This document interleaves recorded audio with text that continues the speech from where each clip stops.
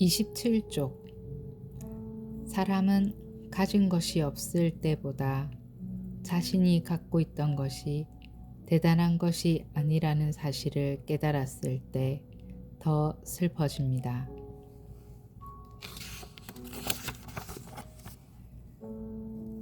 제1장 시뮬레이션 과잉. 서로를 이름으로 불러주는 새로운 시대. 각자는 자존을 잃지 않고 서로를 도구화하지 않습니다. 31쪽 불안녕의 시대. 위험의 과대인지. 삶은 편리해지지만 편안해지지는 않습니다. 안녕하세요 라는 말의 뜻처럼 우리는 서로의 안전함을 매일 습관적으로 묻지만 막상 선뜻 답하기 어려워지는 불안녕의 시대에 살고 있습니다.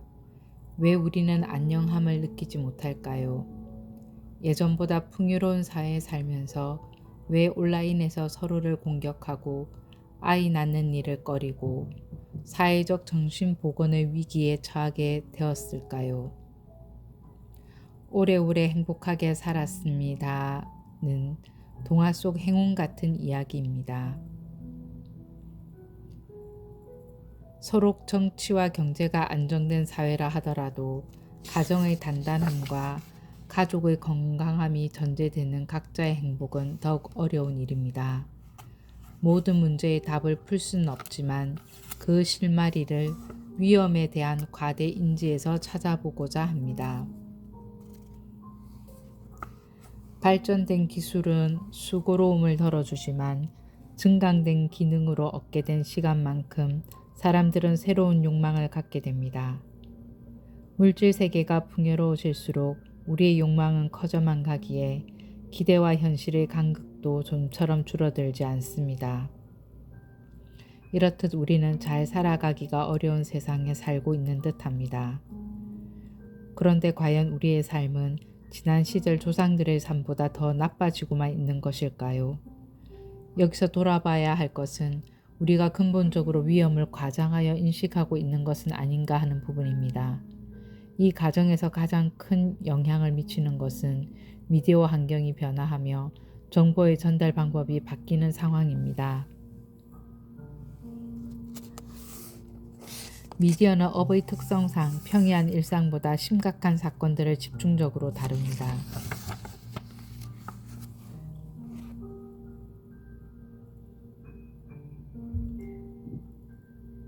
아직 비판적으로 미디어를 해석할 소양을 학습하지 못한 아이들은 전후 맥락에 대한 이해나 사실 판단 없이 위험을 감정으로 받아들일 수 있는 것입니다. 뉴스의 목적은 정보의 전파지만 감정의 확산 도구처럼 쓰이는 것입니다. 특히 코로나 바이러스로 인한 팬데믹 시기에는 막연하며 과도한 정보로 인해 역기능적 불안이 확산될 수 있다는 점을 몇몇 학자들이 언급하였습니다. 불안은 그 자체로 부정적인 감정에만 머무르는 것이 아니라 위험을 인지하고 생존 확률을 높여주는 기제입니다.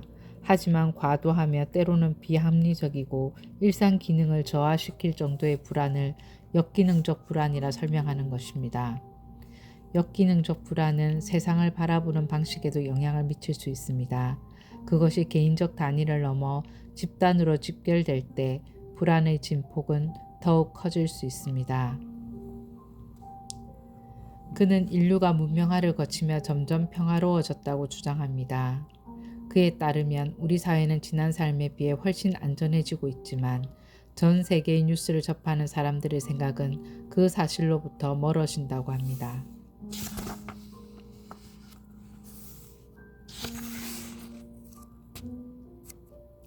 베이버 부모에서 X세대를 거쳐 밀레니얼에 이르는 세대도 전환기마다 이전 세대의 기득권과 새로운 세대의 당찬 요구가 충돌하며 건강한 갈등을 보여주었습니다.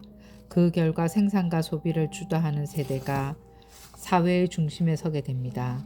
다음 세대가 헤게모니를 가져가는 순리의 순환고리를 형성한 것입니다.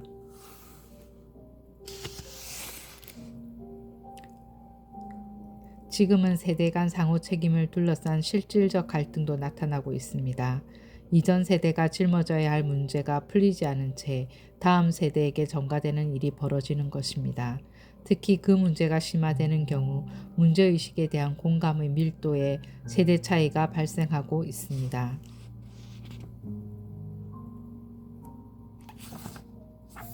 이에 반해 새로운 세대는 환경 파괴에 따른 생태계 위기를 남의 일이 아닌 것으로 인지합니다. 늘어나는 수명에 비례하여 커지는 두려움은 단순한 불안감을 넘어 정서적 어려움으로 다가온다고 호소합니다.